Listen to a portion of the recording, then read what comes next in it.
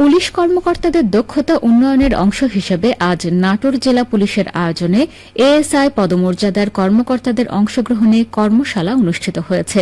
Police লাইন্সে অনুষ্ঠিত দিনব্যাপী কর্মশালায় প্রধান অতিথি হিসেবে উপস্থিত ছিলেন নাটোরের পুলিশ সুপার মোহাম্মদ আমজাদ হোসাইন।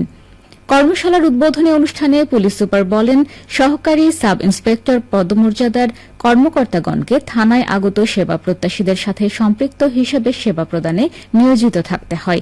সেবা প্রত্যাশীদের জিডি তদন্ত সহ আইনি সেবা প্রদানে প্রাথমিকভাবে থানা পুলিশের পক্ষে এএসআইগণ কাজ করেন।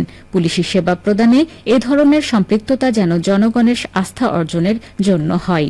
কর্মশালায় জিডি গ্রহণ ও তদন্ত, নন এফআইআর প্রসিকিউশন, পুলিশ ক্লিয়ারেন্স তদন্ত সহ এএসআই পদমর্যাদার কর্মকর্তাদের সম্পৃক্ত কার্যক্রম বিষয়ে সেশন পরিচালনা করা হয়।